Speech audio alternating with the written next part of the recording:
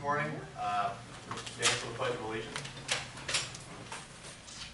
I pledge allegiance to the flag of the United States of America and to the republic for which it stands, one nation, under God, indivisible, with liberty and justice for all.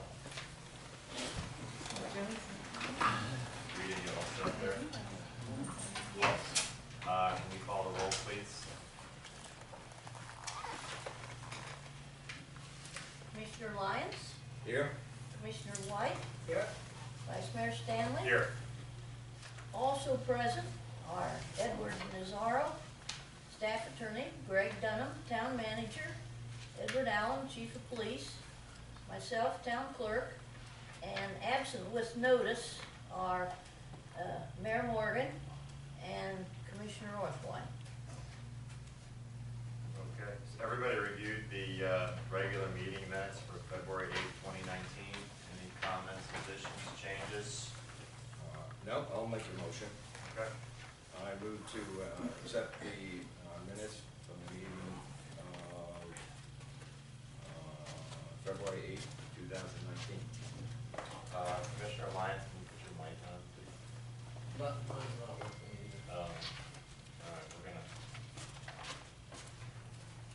we have a motion pending while we do a mic check.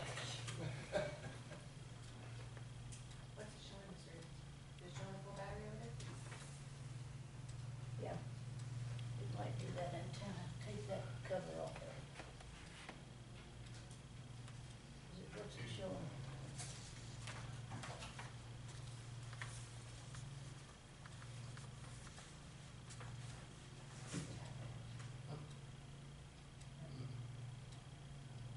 Maybe that's a good thing. People can't hear. Give him this one here, the mayor's, I get embarrassed. You let it go. Well, we'll keep going. The town manager's not up yet to be on the record. So we've got a motion on the table to approve the minutes of February 8th, 2019. Rita, can you call the roll, please? do we have a second? Second. Second. Commissioner Lyons, Yes. Commissioner White, Yes. Vice Mayor Stanley. Yes. Rita, any additions, withdrawals, deferrals, arrangements, rearrangements of agenda items? No, we have Okay. none. For the general public, the regular meetings and public meetings are on agenda item 6, April 12th, May 10th, June 14th, July 12th, and August 9th, already getting to the summer dates. Public comment. Any member of the public wish to speak? Mr. Ganger and then Mr. Byrne. Good morning, Bob Ganger. I haven't been to a meeting for a long time. As many of you know, I've not been that well. I was struck by the mayor's letter to the public because you all have accomplished a great deal this year. We all get these letters and we read them and we say, gee, that's nice. But having been around this town for a long time, these are significant accomplishments. And rarely does anyone thank anybody for doing their job in life. But I think you all deserve a great deal of credit for what you've accomplished this year and for, I'm sure, the goals that you set for next year. I'm pretty confident that you're going to do even better. And I just felt that the public doesn't get a chance to thank the commission that often, and so as a vote of one, well done. Thank you. Thank you, Mary. Thank you, Bob. Next member of the public wishes to speak? Yes, that's me. Okay, good morning, Bob Burns.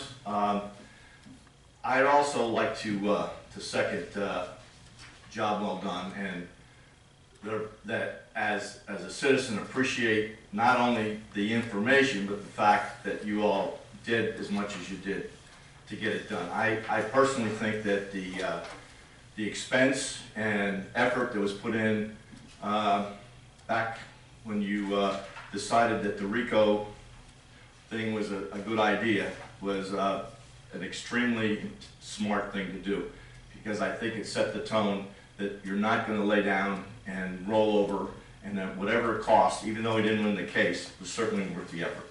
So, again, job well done, and again, just to reiterate, I also appreciate it.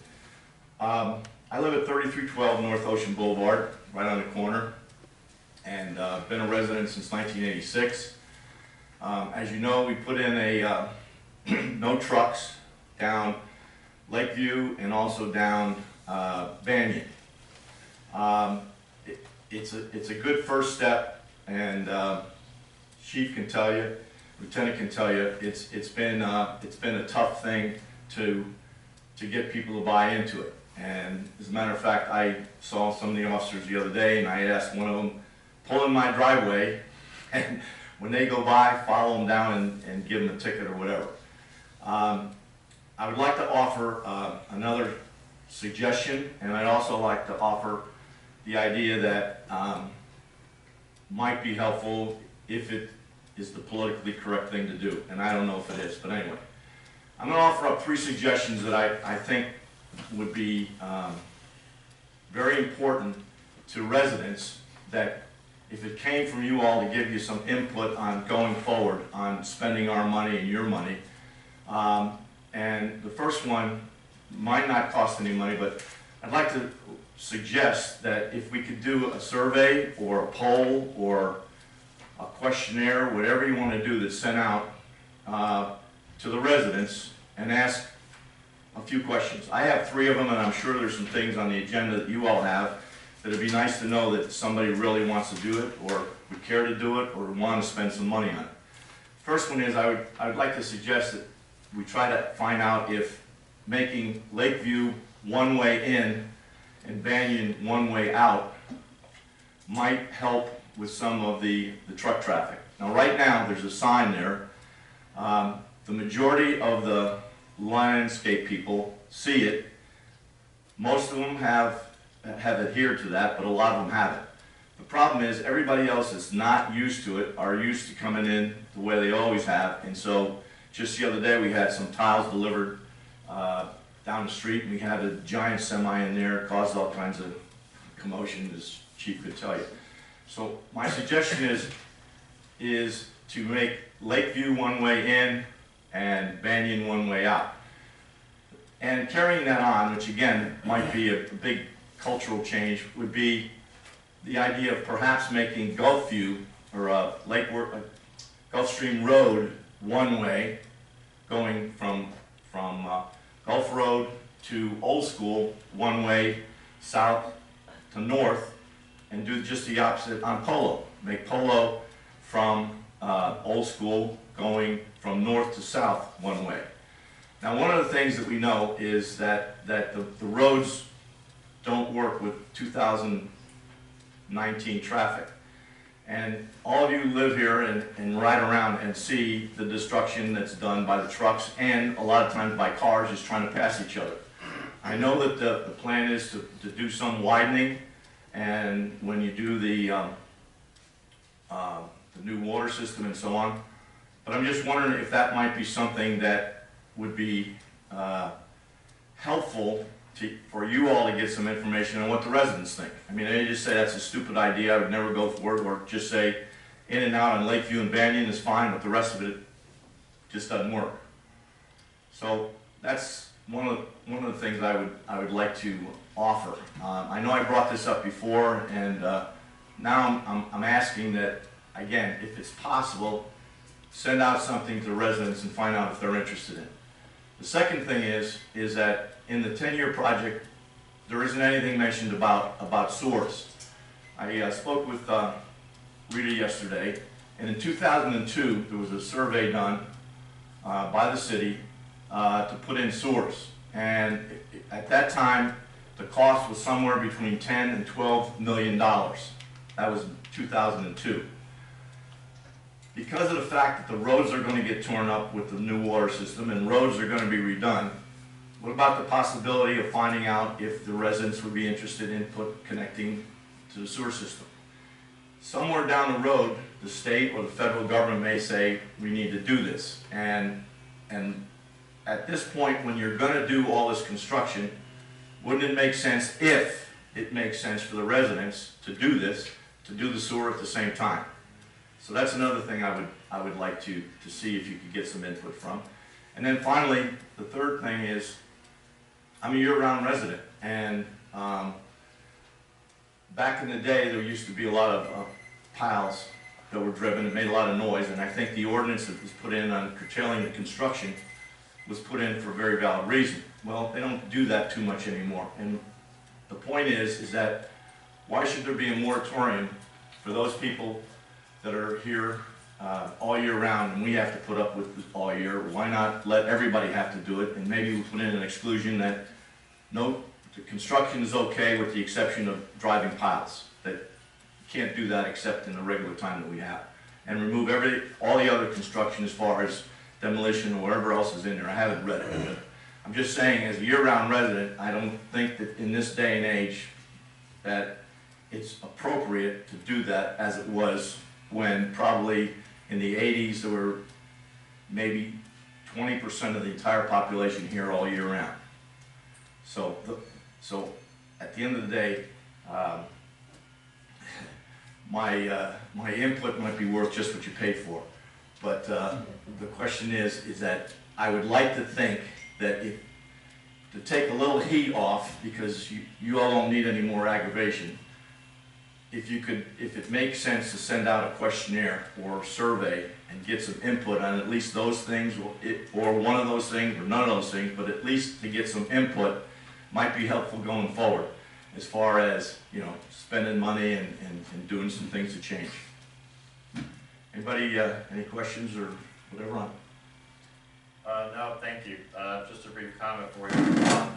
The traffic issues are somewhat fluid, and sometimes, we dovetail with these studies with the Civic Association, although they're for beautification. Mike, is that? I don't know. Somebody's moving.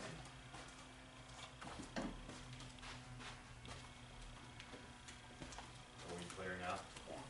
And then as far as the sewer, the slow flow sewer system is governed by a separate board and a separate entity. We have on the record discussed it at our prior meetings with the CIP plan. Right now we were just focused on obviously locating the water main, and our numbers on that keep adjusting. But I think the town manager can comment on that either at the end of this meeting or at the next meeting. That's a fluid situation. We know it's there. And then obviously the construction piles and construction starts and that sort of thing we're going to cover on the agenda in this meeting as well. We've had a lot of discussions about that, including at the last meeting. So thank you, Bob. Thank you. All right, Bob, I appreciate you speaking on behalf of the public. I have some regrets that we don't have more of that, because obviously the commission can't respond to the thoughts of the residents if we don't know what the thoughts are. So, thank you. Thank you. Just for the record, we don't have any quasi-judicial applications, so nobody needs to be sworn in. So we're on to reports. Town manager, undergrounding updates. Thank you. Okay, to bring you up to date on the undergrounding, and this is literally up to date as of today. If you remember at the meeting last month, I reported that Comcast Cable was 30%, they had completed 30% of their proofing of the conduit that's in the ground. And by proofing, that means they're verifying the as-built conduit versus the plan that they were to be installed by. And so that was a month ago. And so they have completed that proofing. And so they have found some conflicts between what's actually in the ground and what was on the plan. These are not going to be conflicts that we cannot overcome. And as a matter of fact, they're doing that right now. So where we are is the subcontractor for Comcast, I don't remember the name of the company. Cypress Communications, which I think Comcast uses them. Correct. Commonly. So, they have actually produced new drawings of where all of the conduit is right That's now. correct. And so, those drawings have now, they're now in the engineering phase or department of Comcast. Correct. And they're in the process of creating a new as-built plan. Now, the good news about that is that none of these conflicts are going to, they're not gonna have to dig anymore to correct those. They're making the as-built plan based on what's in the ground right now, so they can move forward. It's not gonna bring anything to a stop. And so, I have Mr. Steve Rosa here today, who is with Comcast, and I'd like for him to just, for a few minutes, tell you what we're doing moving forward from today. Steve? Morning, my name's Steve Rosa. I'm the Senior Field Coordinator for Comcast Construction Department for South Palm Beach County. This is one of my projects. So back when we started the project, we worked with a company and we gave them an as-built print to stick all the pipe in. What we did is we came back and found the pipe wasn't going in the correct direction according to our plans. So what we did is we proofed the pipes. What I mean by proofing is we walked every pipe that was put in the ground. We submitted an as-built drawing to our engineer. She's just tweaking it now. Nothing really has changed that much other than it's on the wrong side of the road or it's in a different area. But all the vaults have been placed, all the power supplies have been placed, all the major stuff and major digging is done. So there won't be any more digging except for when we go to hook up the houses. That's the only time where there'll be digging. That's just moving a drop pipe from the tap location to the side of the house where the power is, then we'll mount a house box and then we'll put the optical receiver inside there. Estimated time, it's gonna be about a week to pull the fiber, a week to do the splicing, a week to hook up the houses, and a week to optimize it. So we're looking about another 30 days, a good month. With everything going perfect, and getting everything back from engineering. And again, it's in engineering now, but, talking to Mr. Rosa this morning, he thinks there's a possibility that the engineer might, go ahead and give him the thumbs up to. So I can start pulling the fiber. So he can That's start- most, yeah, because that's gonna be the easy thing, they'll be out there pulling the fiber. So what the engineer is doing now is just confirming Yeah. what's in the ground. And so they're not, again. They're not re-engineering it, Yeah, they're that's just taking what we already had and just modifying it so it fits what's in the ground. So when our guys come out and there's an issue, they're not looking at an old print and going, oh, it's supposed to be here, yet it's 5 lots up Right. on that side of the street instead of 5 lots up on the Right, and side. then you're trying to do locates, and Yes. it's a mess. Yeah. So, I think this is positive news that, actually, I think the hardest part of the Comcast part of this project is done. Yeah, the hardest part's done. The easy part's gonna be pulling the fiber and then having the fiber splicers in here. I think we had discussed that. Yeah, the commission allowed us to, or Comcast to come in and work past 5 o'clock, because they're gonna be in these They have trailers, air conditioned trailers that they work clean, in. clean environment Yep. to do the splicing. Yeah. I mean, they're required to do that in a So clean. the only thing you might see is there might be a truck pulled out front of a vault. They'll pull the fiber inside the trailer, they'll close the trailer door, and they'll do all the splicing, all the trash and everything stays in the trailer. When they're done, they pull it out, they roll it up, they put it back in the vault, they move to the next location. They're quiet, they have generators that do run, but they're very quiet generators. You know, because there's sometimes that we have to work, you know, through the midnight shift. But in this situation, we'll be working during the day as well as the night. So what we wanna do is we wanna execute this job and get it done as quick as possible. So in order to do that, as long as my guys can work during the day and at night, then I have 2 shifts. I have a day shift that can work, and then I have a night shift that can work, which means we can get the work done twice as fast than just work during the day, if that makes sense.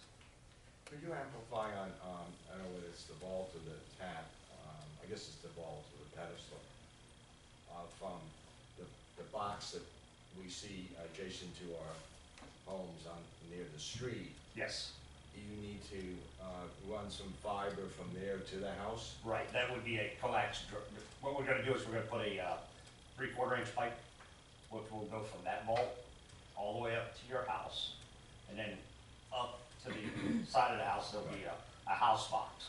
So you're gonna have to put in that pipe Yes, still? that's what we still have to do, that's the So- only digging we have to do, and the crews that do that are pretty good. They put solid back, they put everything Yeah, back. but some of that had to occur with Wilco and putting the FPNL in, they Yeah. had to do some digging from. Yeah, they were supposed to put the pipe when they put the power in, or wherever power went, if there was a Comcast drop that headed in that direction, they were supposed to put the pipe in for us. But we'll prove that as well. I think I have a drop in my house already. Do you think so? Yeah. Say an orange drop or a gray one? Orange. Orange, yes, probably That's is. Comcast. Yeah. So some houses do have it, not all. Not all, but where we knew, where we seen it, if we were there, and my guys seen that, okay, this is a customer here, you tell by the drop, that the tap's hooked up, they went ahead and did it. So a lot of these guys are proactive, especially Tim Sheriff, who's been overseeing this job from Cypress Communication. He's my go-to man. He's, really knows his job inside and out. Now, everything that would take time has already been done. Power supply is already set, big cabinet set up there off of, what's that? Gulfview. We got a nice area to replace it, so it's out of the way, it's up where all of the AT&T boxes are. We're right alongside AT&T, we got our power, we got everything. The only thing we need to do is just pull the fiber and get this place done. Can I ask you a technical question? Pardon me? A technical question? Sure. You're pulling fiber. Mhm. I'm not really asking you to critique AT&T, but apparently they're going to pull coaxial cable. From the consumer's perspective, Mhm. I've always understood, I've been around cable for a long time, that the fiber, gave you a better quality signal. I assume you can carry a lot more information. But is that not necessarily true versus coaxial? Well, coming from a fiber design to all right, let's back up a little bit. It's called RFOG, which is radio over fiber. Okay, so that's RFOG. And then there's the system that I have at my house, which is regular cable system, let's say, cable versus fiber. Fiber, cable. What we push through both of those is the same thing. The other thing the fiber does is eliminate noise. Like if the drop's going from the pedestal to your house, the noise that is generated inside your house will not come back onto the plant. See, what we're finding since we went from analog to digital, digital is very sensitive. It doesn't like what we call ingress and egress. So if somebody goes to Radio Shack, buys a Radio Shack splitter and a couple of crimp fittings and crimps it, that creates a noise. That noise then comes back through the cable onto the cable system and then causes problems for other people. Fiber optic eliminates that problem. So then if there's a tiling problem inside your house, the problem's inside your home, not at your neighbor's house or 3 blocks away. Because we've actually had to shut people's houses off 3 blocks away because they generated so much noise coming back on the coaxial cable. So, but fiber has its benefits as far as ingress and egress goes. But as far as picture quality goes, I have just regular basic cable at my house, no fiber, and I just had a party last night with 40 people over my house, and everybody was on the internet. Great, good. And my network didn't stop at all. Of course, I got the little pods for the extender, but of course I work for the company too, so I get the latest test equipment, so. Any other questions? Well, I want to thank you for coming. My We often pleasure. hear about what's going on out there. Well, But we hopefully, don't see any live people, so I appreciate you Pardon me? coming over. We don't see live people coming over and telling us really what's going on, so I appreciate you coming. now, most of my guys, they're here for one thing, they're production people, so they get paid by production, so that's why you see them, as soon as they're done one spot, they clean up, move to the next one and get everything buried. So, like I said, the major part's done. Our last meeting, I told you it takes 60 to 90 days to build a cabinet. we're at that 60-day point. We only have 30 days left. And that's to pull the fiber and do the splicing and then start activating the houses. And what I'm doing right now is I have a girl that's looking up all the houses that are in here that are active now, so I have a sheet that I can give to him, so he'll know. Sorry. So he'll know to, put the drops to those houses if he hasn't already. Some houses already have it, so. Okay? All right. Thank you for setting Sounds it up. great. May the public ask you a question? Sure. Sure. You want me to up there, or? Mr. Rosen can just repeat the question on the mic. Go ahead, Bob. Sure, go ahead. Yeah, I'll go on. All right. How you doing, Bob? I'm Steve. Steve, nice to meet you. Pleasure. 1,000 years ago, when our cable was put in, they had pipes, and the cable was supposed to go in the pipes, and the pipes are still lying there next to a wall, and there's a line that goes from the street to our house, and it's 300 feet. It's a long way. And they kept telling us, at some point in time, we'll put the wire in the pipe so it isn't just stuck on a wall, pinned. The pins are 3 years old now, and they're collapsing. When the hell are they going to finish the job? Okay, I'd like to comment on that? Yes. Okay. Well, Bob, my apologies for what you're going through. That's technical operations. I work for a construction team. So we'll make sure that your drop is in a pipe at your house with the new box on the side. I will personally make sure that. Well, that's wonderful. I'll give you my card. And I will personally make sure that Mr. Sheriff contacts you. This is And how you to can get watch ahold of Mr. it. Sheriff put it in Okay. drop. That's my business card, but that, you just give me a call. Well, that's good. Thank you. Okay. My apologies for that. Such a Bob. deal That should have for been taken care of. You just need to get a hold of the right people. Thank you. So to translate, all of us over the years have had coax that either might be in a pipe, maybe on a wall, or sometimes you've seen it in other states who may be from a different provider. Our servers are laying on the ground. So one of the benefits of this project, as you just saw, other than actually having a great rep from Comcast Xfinity here, is on the construction side, they're gonna have to clean all that up to finish the job. If you had coax from wherever, doesn't even have to be from Comcast, and it's laying on the ground, it's gonna be cleaned up, so.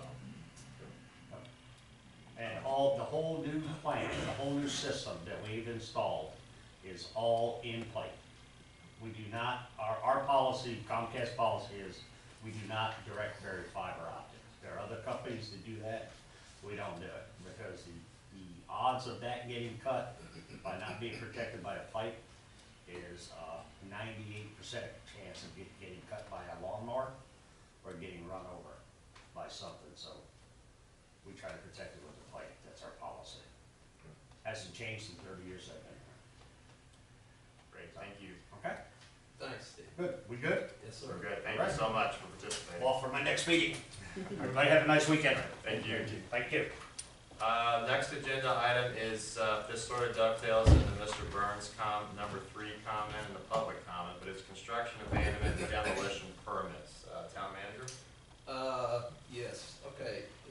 As you can remember from our when we started this conversation at the last meeting, the commission asked the staff to reach out to contractors, maybe architects that are involved in construction projects here in the town of Gulfstream.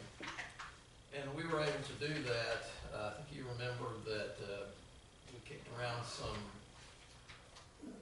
dates, using the, triggering the start of a time period as the start of demolition.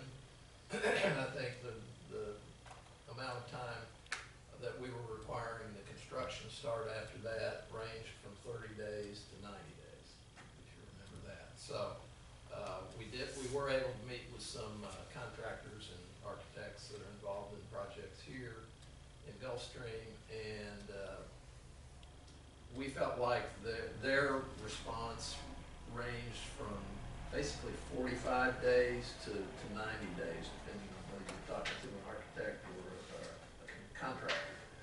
And you can imagine that those might vary a little. And so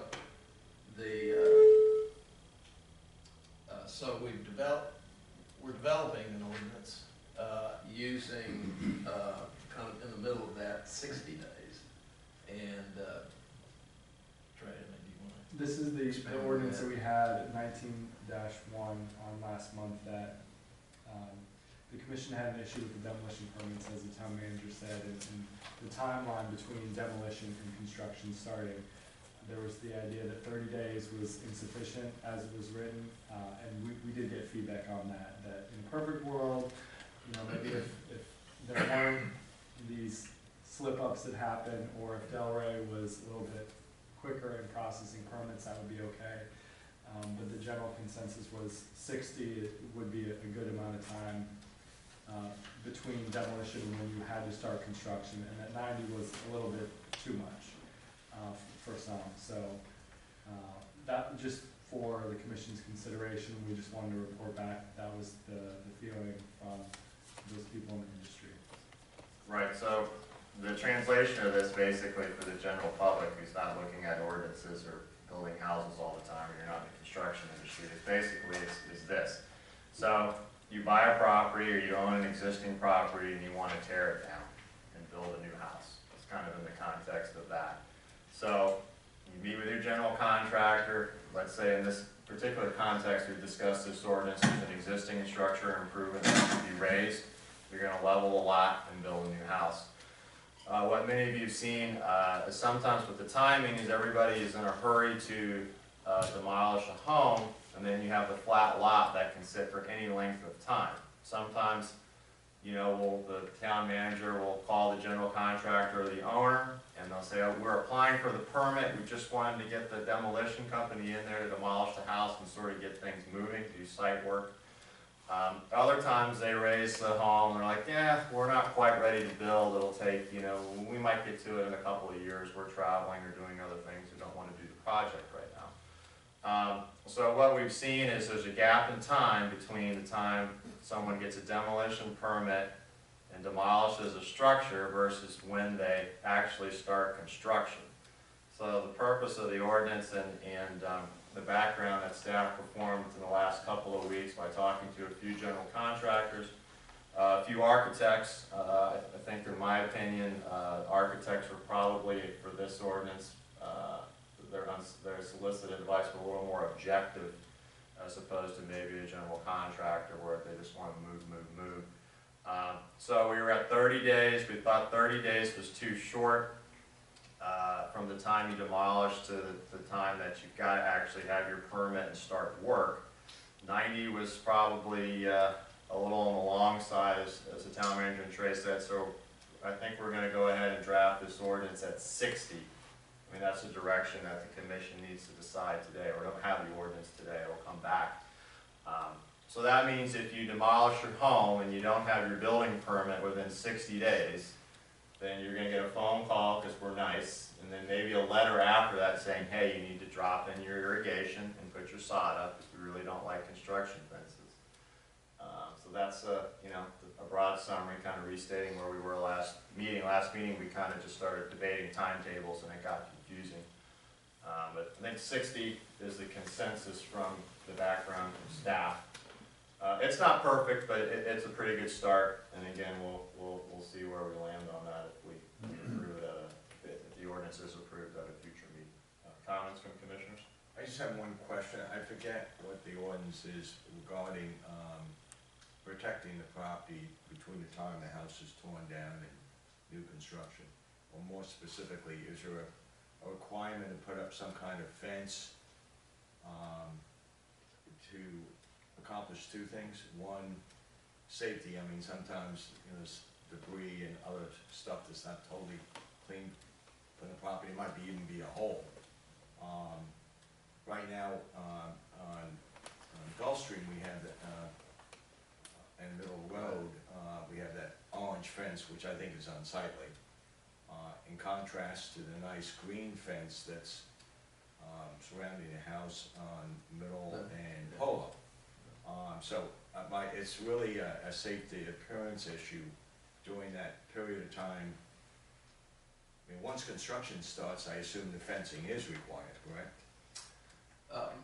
My understanding, and Rudy, correct me if I'm wrong, I don't think we actually require that green construction fencing.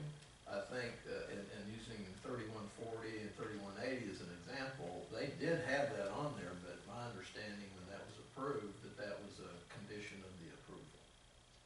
Okay, well, maybe I'm complicating the I mean, subject today, am I wrong, but Rita? it's something, I think That's needs to right. be. Okay, that's correct. Now, and then the other example is on, the Long Middle Road. I told them they needed to put that fencing up.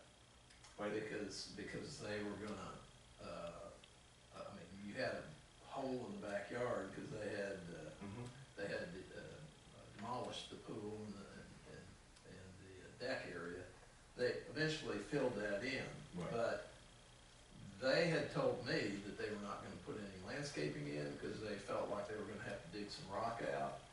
And some of the work they were gonna do would be in violation of our ordinance in limiting the kind of construction that can be done. And so I knew that was gonna be sitting there like that till May 1st. So I told them, but they're also doing work inside the house. So I knew they were gonna have construction equipment on there, they were gonna have vehicles that were working on the inside, parked up inside on the lot as they're required to do. So I required them to put that up, because that was also close to the road.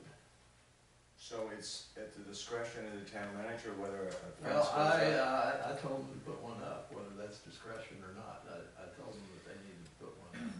Yeah, it's on a case-by-case basis, basically, if you've got a demolition. The town manager's been tasked with, checking all these construction sites, sometimes managing some acute issues with construction force during the season and whatnot. I think he's done a really good job of doing that. It takes a lot of time, but that's what you all expect. If you have it depends on the site. Like one home you're talking about is a partial renovation, house is up, hole in the back. You're scraping the lot because you told us you're gonna have your building permit in 60 days, whenever this ordinance may be approved. Greg's gotta drive by the town manager and say, hey, does this site look safe? Is the permit coming pretty quick? If not, you're gonna sod it, or if there is something that's a danger to the public, he's gonna have to call and say, hey, you've gotta secure this, and it may be slightly unsightly, but safe until our ordinance kicks in. I think that's kind of where we're at. And on the house on Gulfstream Road, I mean, we all know that they want to start that as soon as they can. Sure. And so, in both of those situations, they came in right before that December 1st, the start of the season, and demolished the structures that they were working on. And so, I understand they've got that yellow fencing on there, orange, I think, that's just to try to keep people off of the lot. It is unsightly. We have made them keep the lot mowed. I will report back to you that there's been a change in the contractor, and now Mal Associates is going to be doing that house. And so I actually met with them this week, and they asked if they could go in there and start grading the lot. And so, as you know, grading the lot causes noise, causes dust, causes fumes, which are all contrary to what our limit, or the limits of what we put on construction during the season. So I talked to them about that. They wanted to. I said, when's it going to start? And they said about April 1st. And I said, well, look, I'll go halves with you on this. If you delay that until mid-April, I'll come in here. We'll do the little paperwork. You get an exception to do that. Now, and what normally I might have said, okay, you're just going to go in there and do some grading. Okay, you're going to be doing that for a month during the season, but there's a possibility. I mean, they were just going to be using Bobcats, so they're not big backhoes. But there was a possibility, one of them was going to have a claw, the other one would have a blade on it. And the one that used the claw was gonna be digging, perhaps to put their footers in, and there was a chance they were gonna have to be demolishing rock. And that gets really noisy, and so that's why I said, no, I don't want you to be doing that for a month, sitting out there. It's kind of like jackhammering, but using a claw pounding out rock. So those are the kinds of things that I had to take into consideration when, Right, so right now, we're kind of in the middle. This goes back to Mr. Burns' comment. We are gradually moving in a direction at the moment where we're tightening down on construction starts when we have ordinances, but we're tightening down a little bit more on what type of site work you can do, when you can actually commence. Obviously, everybody refers back to the old piling rule, when you can do that, which is a foundation. I don't think, in my own personal opinion at the moment, the other commissioners may have different opinions in the staff, that we're heading right now into a situation where there's no construction except in the inside of a structure from May 1 to November 1. There are other municipalities of similar size that do have those requirements. We're not quite there yet. There's always, with every town is different. There's always a law of unintended consequences, but we've got everything out in front of us, and we're actively managing it. I know it's probably not to the satisfaction of everybody during the season, but I think we are moving in a little tighter direction with regard to these construction starts. We're just not quite there yet. just one other. I was just gonna ask, is there a penalty attached to not getting it done in 60 days? No, it will, the result of not getting it done in 60 days is that they have to sod and irrigate. So they're gonna have to spend money. It'd be a code enforcement issue, correct? Right. Okay, so there will be something, Yes, Yes. it drops into the code. Yeah. If you're in violation of the town codes, it's a code enforcement notice, and we proceed in that And direction. so if we do an ordinance like this, what's gonna become very important for the owner of the lot, the architect and the contractor, is scheduling. I mean, are you gonna go schedule a demolition in August, and then you have 60 days to start construction? Well, that 60 days is November 1st, when the Right. season begins. So it's gonna be important for them to schedule, the different parts of the job. okay. Yeah, and the last thing, that, the home on Gulfstream Road, which we refer to as the old cat lady's house, that house had a series of issues. The town manager spoke about how it's may have some unusual site condition. That might actually fall into the situation, albeit it's debatable now, where some residents may have wanted to see that house torn down rather than staying. It was becoming a dilapidated structure, but then on the other hand, the residents have been looking at a vacant lot That's over true. too long. So it kind of, fell in both situations. That's why we're doing this ordinance. The other example is the house on Oleander, that we've already been to the commission, and that house is gonna be demolished. But a series of parties by the residents around there has to. Oh, look at yeah. that. So, as you know, because I think you were gonna watch it with one of your neighbors, is what I heard. So it was supposed to actually start yesterday. They had, they were on another job, they had a problem with a piece of machinery, and they said they wanted to start it today. I said, no, I don't want you breaking a water main on Friday, going into the weekend, and having our residents without water. So they're starting on Monday. Good. So, I think 60 days is a reasonable amount, given the information in the last meeting, in the last commission meeting. I think maybe 30 days, as was originally suggested, would put an undue burden on builders. Another thing, in the fee schedule that is attached to this ordinance, the only new information on these old fees is, I pulled up from, Yeah, I think you're getting. So we're not there yet. we're not there yet. okay. Yeah, almost.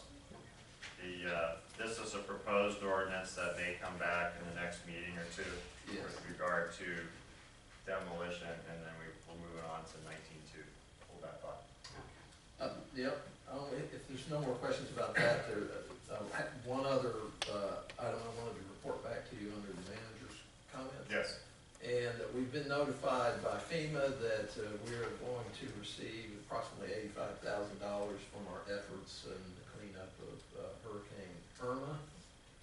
Our application was for about $120,000, but where's, God, I can't see there. But towns do have to pay a certain percentage of that, so we knew that we wouldn't get the full amount. I mean, the feds pay some, the state pays some, and then the towns we got the lowest percentage. So we feel really good about what that represents is that we had very good record keeping, having had some experience doing that, and which is the hardest part of, you know, having a hurricane come in here is obviously any damage would be horrible, but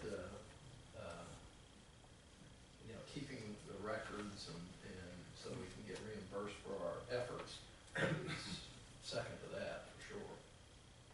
Great, good. Yeah, we had a lot of costs with solid waste removal, backup, it's Yep. ongoing, plus additional labor. Okay, Architectural Planning and Review Board meeting dates are on the agenda. If you want to attend those.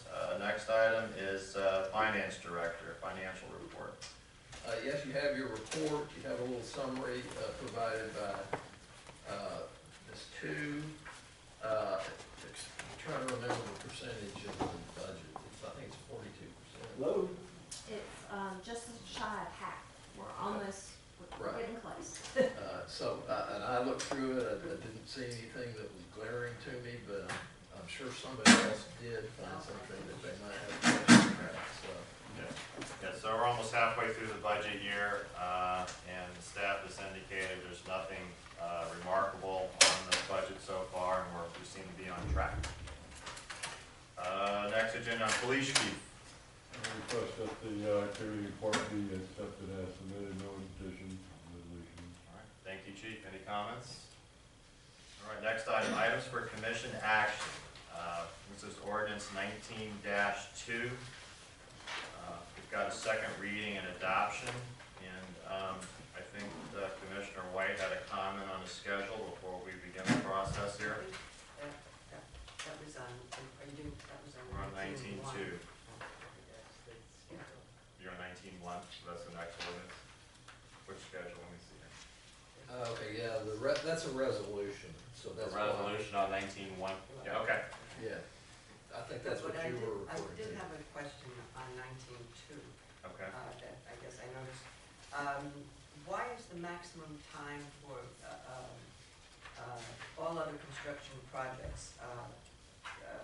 The first is permitted for new primary structures, and the second time frame is for all other construction projects, which I guess would be renovations. That's things right. like that. Why is the time frame for renovations longer than new construction? When I spoke to Mr. Randolph about this, and I said, this seems odd to me, and he said, well, it takes you a lot more time when you're remodeling, doing a significant remodel to a house rather than just raising it and building from the start. And he said, you know, he had an issue in his house in North Carolina, he could speak that it did take a long time because he was still, you know, it was a large remodel. So that's how it is in Palm Beach, and I just, you know, took him at something that would be appropriate here as well, is to have more time for the remodels than projects starting from scratch. I think it's experience, Mr. Randolph was just telling us the experience they have in the town of Palm Beach of the two different types of construction. Any other questions before we begin the reading? Rita? An ordinance of the Town Commission of the Town of Gulf Stream, Palm Beach County, Florida, amending the Town Code of Ordinances at Chapter 42, Buildings and Building Regulations, Article 1 in general, to add a new section, 42-31, time schedule for completing construction projects, providing for severability, providing for repeal of ordinances in conflict, providing for codification, and providing an effective date second reading and adoption. Can I get a motion to approve? I make a motion to approve ordinance number 19/2 as presented. I'll second it. Rita, can you call the roll, please? Commissioner Lyons? Yes. Commissioner White? Yes. Vice Mayor Stanley? Yes. On to item B, resolution number 19-1.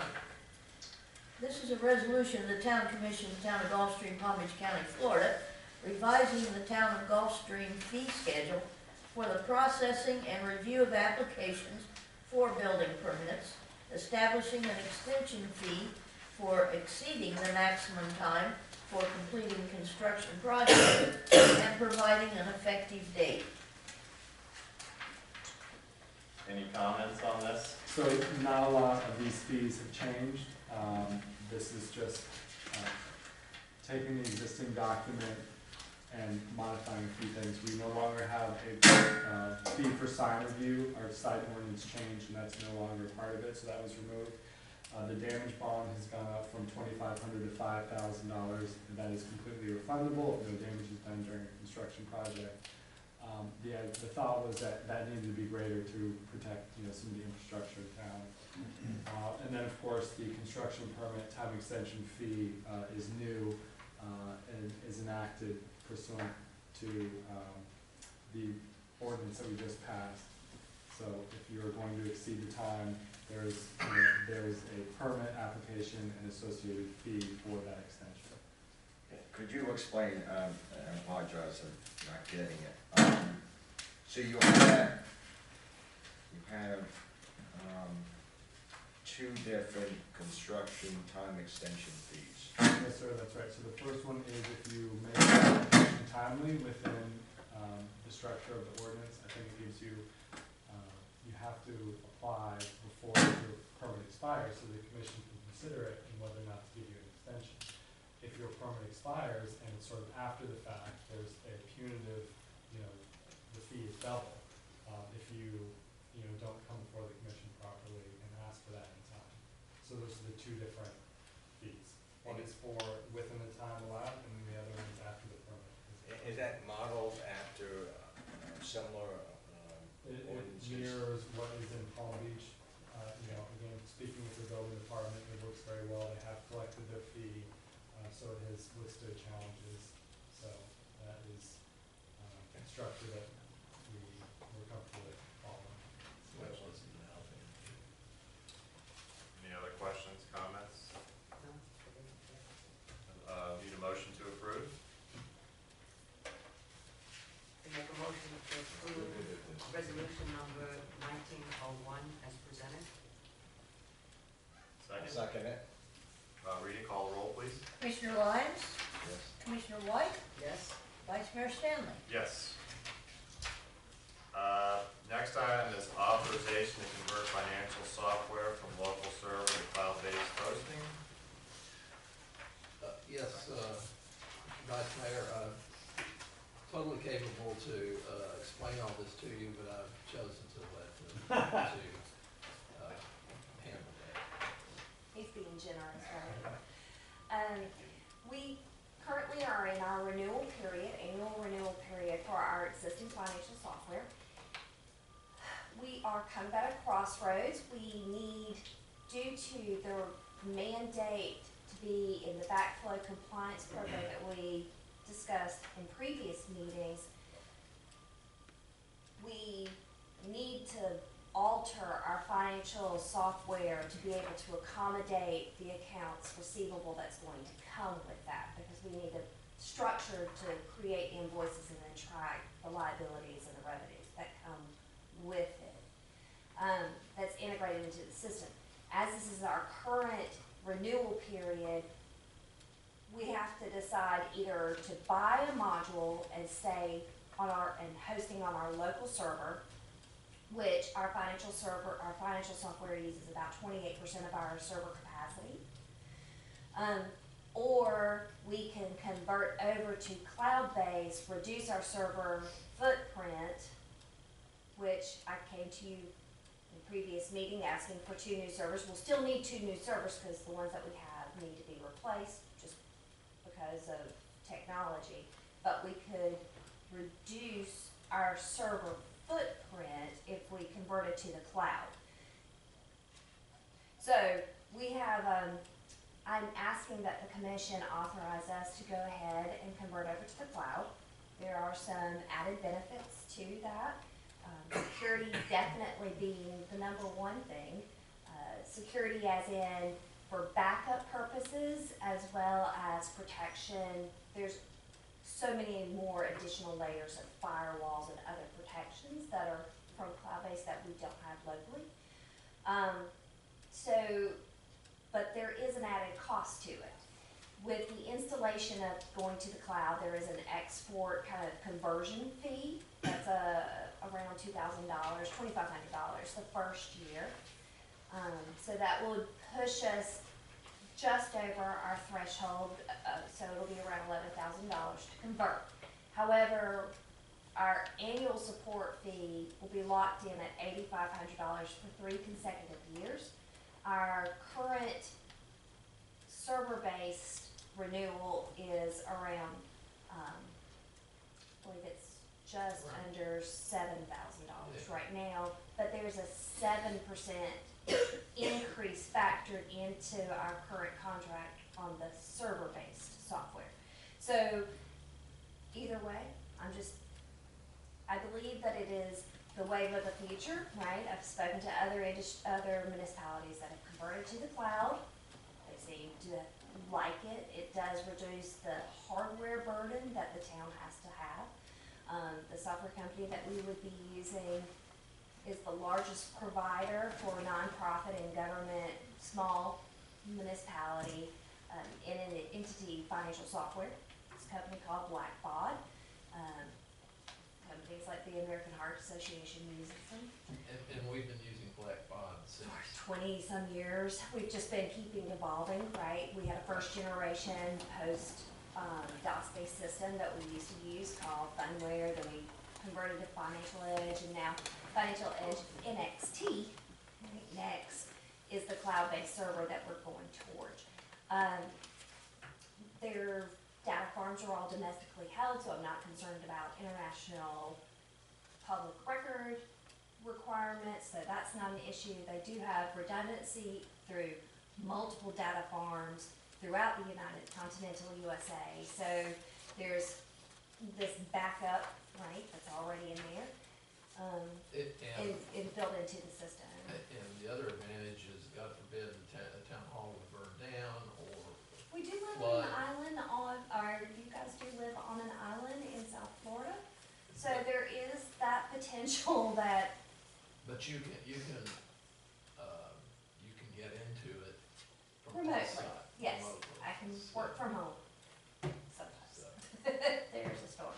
So, but it's up to you guys. Either way, we'll make it work, right? If we stay locally, we are gonna have to look into a remote e-silo kind of business that we can upload our data in case of disaster scenarios. That just makes sense.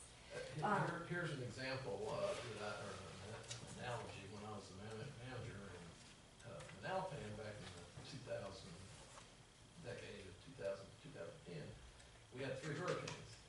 So we didn't have this kind of technology, and so knowing that we might have to pay some bills or pay staff, payroll, after a hurricane, but it didn't have the power, we had to go get some money out of the bank to cover all that. I'd never done that before, Manalapan had never done that before. The first hurricane got $50,000 of the bank.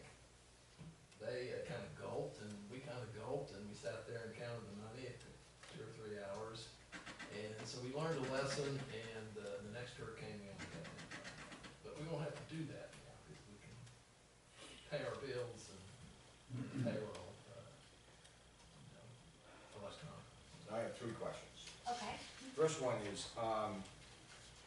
we talked at the last meeting regarding acquiring some new servers. Yes. For your program. And the IT manager for Calvin Guadiano and Associates. Remind me, are they software Brokers. consultants, what exactly are they again?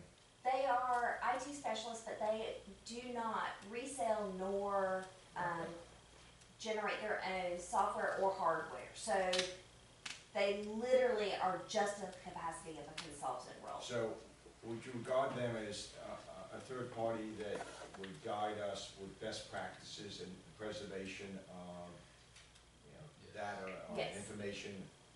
And what does our accountants think about this cloud-based?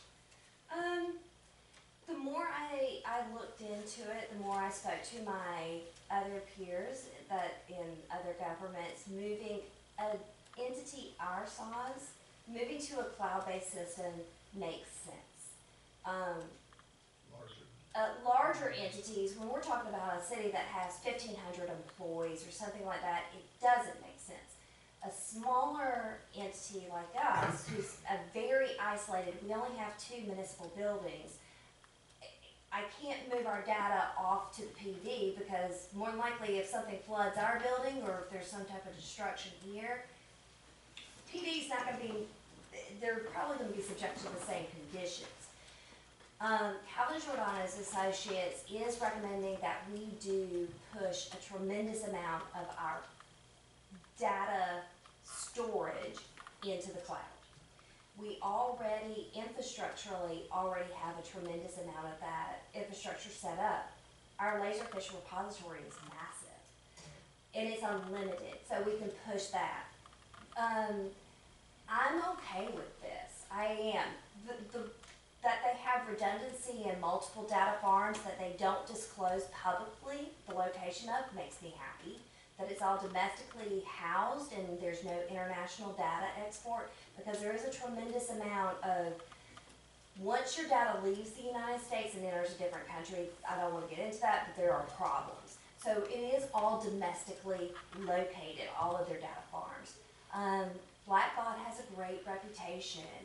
They have not had any breaches themselves, right? Other entities like Wellington and I think Lake Worth or Green Acres have had a breach, but they didn't use our software, and I think that that's a good thing. So, but I wanna know, when the accountants come in, at least. Oh, you mean auditors? Okay, well, in my role. I'm it's sorry. called accountants, okay, auditors, sorry. When the auditors come in and they do the year-end review and they look at your practices, what would be their comment about outsourcing it? They themselves are on a cloud-based system. So I think security-wise, it would be something that our auditors, Nolan Holt and Minor, would be in favor of, seeing that they themselves are a cloud-based system. I think that they see that it's the wave of the future, and it's much more, it reduces the financial impact just for hardware maintenance on that level entity. I think that they would say that we are taking the responsible, conservative approach by converting to the cloud and not being stuck in this position where we're having to buy huge data servers every 3 to 4 years to house all this data. So I think that I haven't spoken to them, but they themselves are on a cloud base, and I think that that testifies to where their opinion is. Well, I think that I would ask that we just confirm that they're okay with this step. I'm not an expert on preservation of data. I know the world's complicated. We read about cyber warfare all the time. Yes. Sounds like that this third-based cloud has good protocol. Again, I don't know anything about that. So I'd like to know, these are not our accountants, or auditors, are okay with it. Again, just as a third party. Is that a? That's fine. I would simply ask the commission to give us the authority to do this, if Yes. that's what you choose to do, subject to Yes. our calling. Yeah, no, I don't wanna hold it up, I agree with that. Because we are on the kind of a time. Okay, so, I have to give them an answer by March 15th. so I said I had 3 questions, so here's my third. Okay. Maybe belt and suspenders is overkill. Is there really such a bad idea to have it all here? And, I mean, so we'll have it all information, will all the information in the cloud also be here? I think you said no, only some of the information will be here. We, Do you understand my question? I do understand your I'm talking question. about redundancy. I don't feel like it is a good idea for us to continue to house our critical data internally. We are not set up to be able to survive any kind of catastrophic event that would impact this building and then still be able to function well, No, I'm talking about having it here internally, right? having it in the cloud, redundancy, two places. It would, I think, Oh, is that just, I think the answer to that would be, we could do that, but it would. you know, that's what I'm Waxahachie saying. Groves kinda does that, but Who? Waxahachie Groves does that. They house their data internally and on the cloud, which I think that actually opens up, because then you're using two different systems, and I think that would open us up to human error of things not getting translated from one to the other, and I think that would actually cause problems. I think that it's cleaner and safer from a financial point of view to keep it on one system instead of trying to cross over between two. So, I mean, there is, with our system now, we have an external hard drive that does capture and encrypt an image of our system every night. Unfortunately, that external hard drive is here locally, so if something did happen to the cloud, I suppose that you could say that we have a snapshot so we could at least make sure that we have a benchmark every 24 hours. So we kind of are set up that way. It's just that processing wise, I think that we should definitively decide internal or external, because I think human error, there's just too much room for human error if you try to hop between two different systems. And they're not, you can't integrate them, if that makes any sense. It's one or the other, and then you just have to make journal entries back and forth, and I think that could get messy. So, but that's my personal opinion, so. And do they allow you to send, I think what Commissioner Lyons was saying, so if we go into the cloud on Blackbaud, do they allow, it's probably not feasible, do they allow you periodically, either quarterly or annually, to send a copy to house a copy of that file, like let's say on our other data solution, which is MCCI? I'm not sure about that. I'm so sorry. I don't know the answer to that. I I don't know. think they probably would recommend it, or there's a solution for it. We I mean, always that's really own what the Commissioner data. Lyons is asking. We always own the data. So, and they have redundancy built in themselves. Yeah, I mean, it's unlikely it's gonna be lost. Pulling it back, I mean, We don't want to. if we switch providers, we could pull it back. Yeah. I mean, I suppose I could ask them at any time, I want a snapshot. So, Okay. So I reviewed this, with the staff, for about an hour this week, just so the public doesn't think we're launching into this, on 10 minutes notice. Basically where we're at with the size of the municipality is we've been gradually migrating into the 21st century, here at the town hall.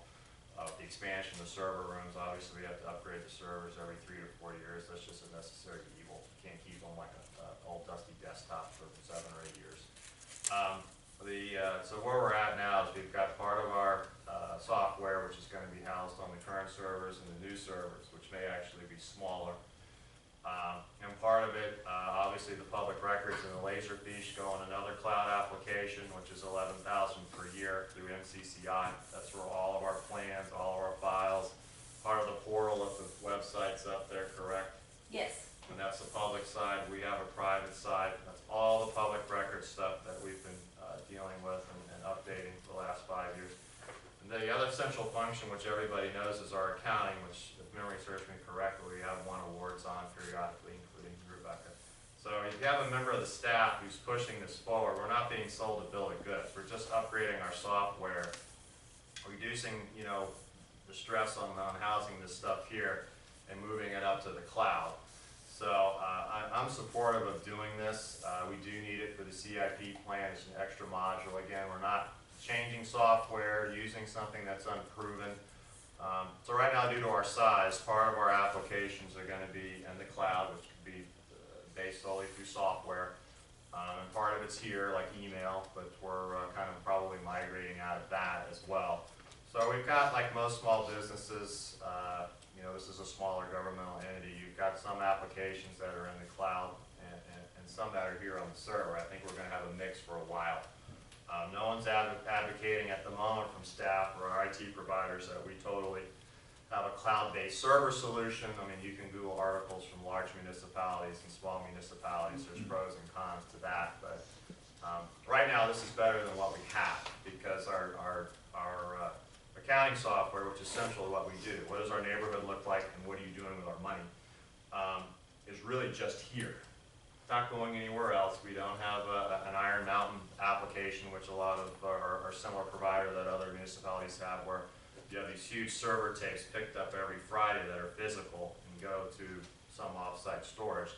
So and it's pretty cost effective. I mean, you all have hashed out the numbers. And again, when you have a really good employee, CFO, accountant that's running our system, and they're pushing this forward, especially when we've got some other projects coming, I think you've got to support them to do it. I think the two items we want, if we approve this today or give the staff direction to move forward per Commissioner Lyons, is one, you can just check with the auditors and maybe call us or email us, what their opinion is. I'm reasonably certain that they would be for, especially since they're already in the cloud too. They have all of our data and a lot of other municipalities' data. And then secondly, to address the third question of Commissioner Lyons, which is a good one. If we're all in the cloud, you may have to check with our IT provider too, our service provider, is how easy is it if we change from Blackbaud, which is unlikely at the moment, or if we have some other catastrophe, to either get a tape or a stick of all of our data to migrate. Gotcha. Or as a possible, I'm sure there's an expense, which I don't think is feasible, if we were going to house an annual copy on a drive here, which I don't think we're going to do, but those are the two things. If we have a catastrophe, how easy is it for us to migrate our data either physically or through the internet on a download? And then is there a way annually that we keep a copy or an image on some hard drive here? I don't know if we're going to do the latter, but that will address both questions. Okay. Any other comments? Well, the only comment I would have is, I'm certainly in favor of taking whatever action ensures the preservation of our data. I'm not an expert, and that's why, alluding to our IT people and their auditors. I'm used to seeing redundancy, so I guess I'm a little still concerned with the question of, I understand putting it in the cloud, but not having it in another place that just, maybe maybe it's just old school, but I always thought that you had it in two places. Well, the cloud itself is in multiple places, and there's. No, but the cloud, I hear what you're saying, and I don't disagree with what you just said, except for the fact that it's one institution. We've read about the other things that happen with these enormous credit card companies, Amazon, and it goes on and on. And, I don't know anything about that subject, I gotta tell you. But I do know that belt and suspenders is generally my approach. And I'm just one person expressing a view.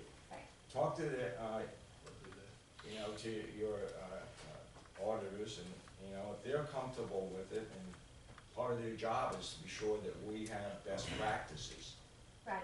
And if they think that in today's world, then I have to rely on their judgment, but I don't have the ability to make a decision as to whether that's good or bad.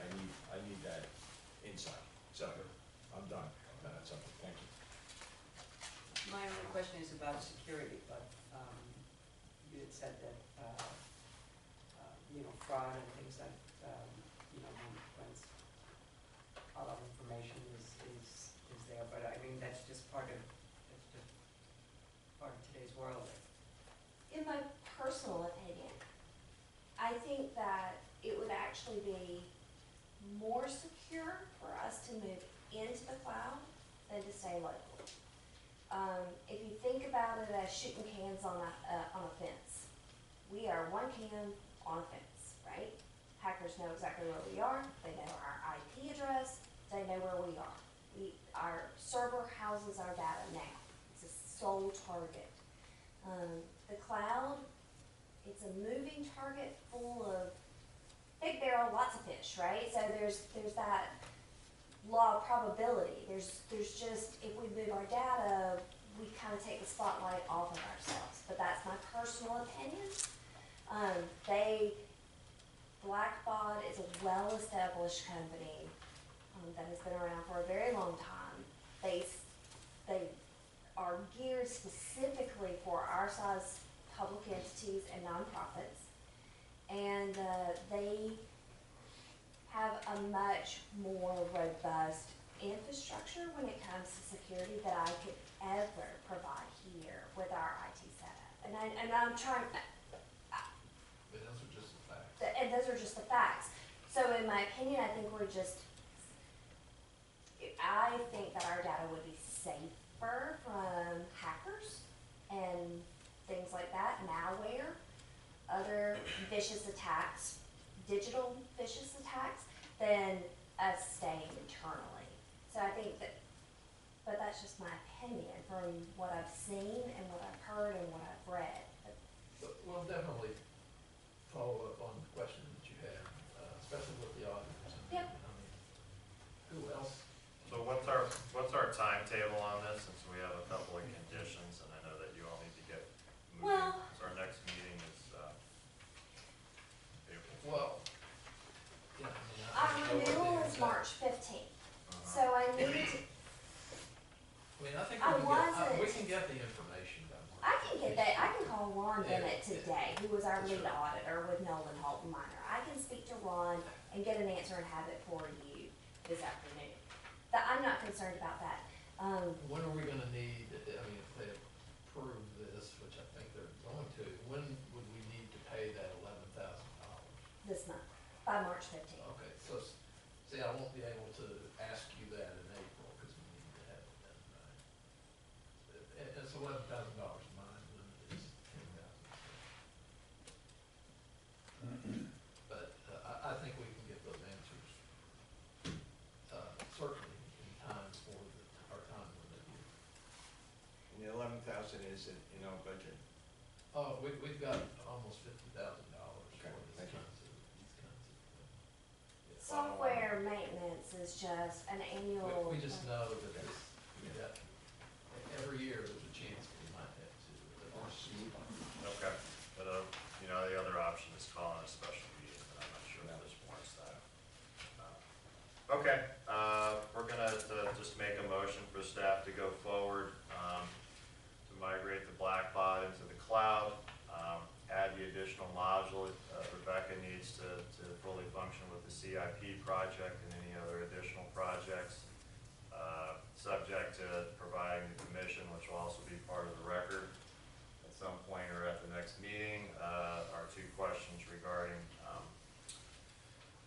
migration from Blackbaud and being able to download a copy of our data periodically, possibly either to another cloud location or to a drive or tape back at Town Hall. Does that about cover it? Yeah, and also, the blessing of our the auditors auditors, right. to take this action. Okay. And then also just confirm what they're using. I assume they're using Blackbaud too, Nolan Halton Minor. or not. I think they actually have a proprietary, well, I'm not Or sure. they- I Probably don't not know. I think applicable. it's. All right, we'll have a conversation. Okay, so, that's our motion on the table. You gonna make the motion as stated this way? I will make the motion as stated concerning the financial software from local server to the cloud-based hosting. Second, Yes. call the roll please.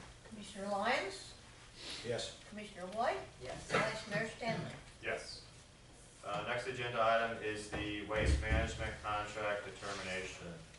Town manager. Okay, yes, you saw at your desk the letter that we received from Waste Management.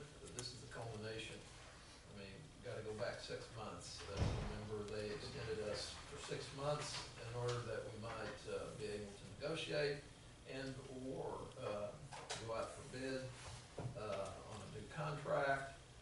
And so we have been doing that over the last 2 to 3 months in negotiations with them. If you recall, right now, we're paying, you're gonna have to help me with the numbers. what- 3113 was the increase Yeah, from $30.31 with a CPI adjustment that we had, and that started in October of the beginning of this fiscal year. and so, their first, offer, to us was $38. Which was a 25% increase from what we were paying at that time. And, we have, again, we have negotiated, a price, at $33 per home at this point in time. It's a 6% increase over what we are currently paying.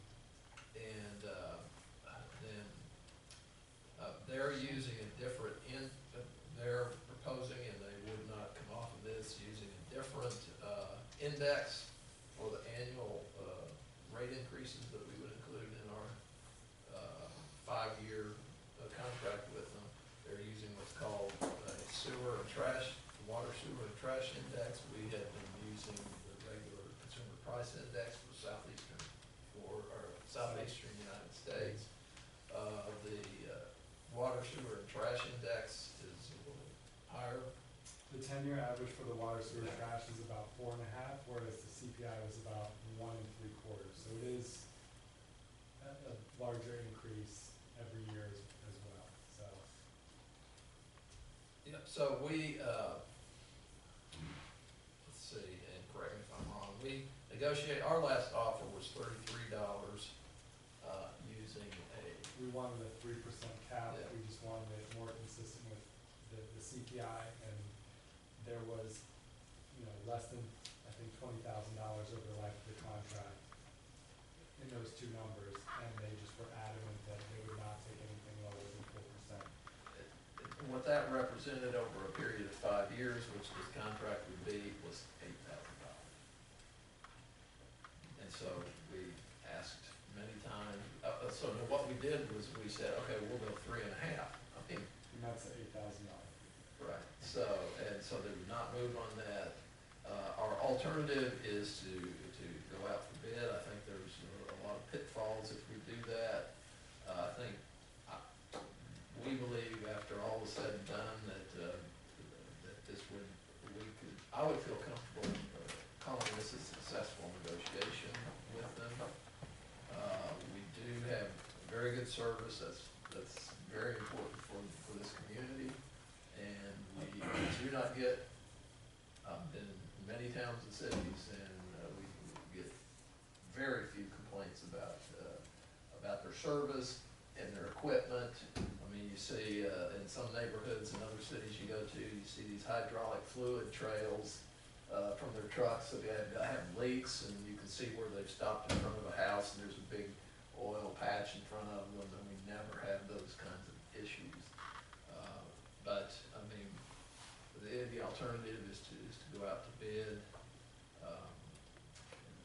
Graham, is there anything else you want to add to that? Can y'all just recap how this was negotiated? So basically, much like the IT solution, this is a big deal and a big contract for us. That it was Trey, the staff attorney, Greg, town manager, and then we had a consultant also advising Yes. the town with regard to this negotiation. And how long have we been going at this?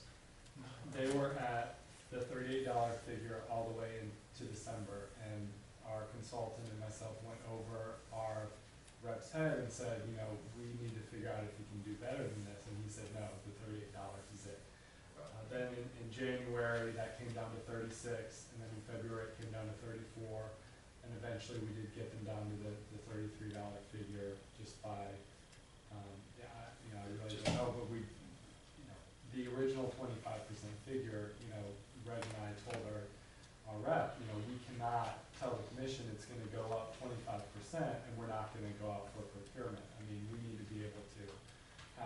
realistic price increase.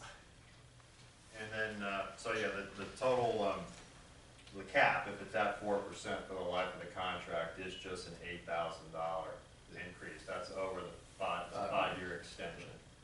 Or Um, $1,600 a year. Right, So- and then then when this 5-year extension is up, then we're required by Yes. law to go out to bid. That's correct. So if we approve this, with these terms, that would be for a period of 5 years. And in 5 years, we would have to, go out to bid. There is a possibility that there will be more competition when we go out for bid in 5 years. There's a European company that just successfully won some solid waste authority contracts, which services the unincorporated parts of Palm Beach County.